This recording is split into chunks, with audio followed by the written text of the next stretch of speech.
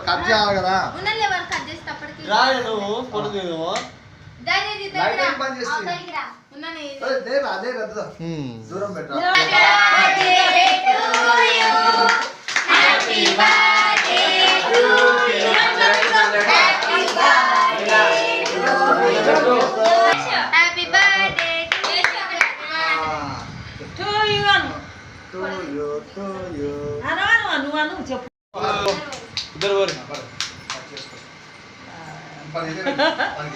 happy birthday to you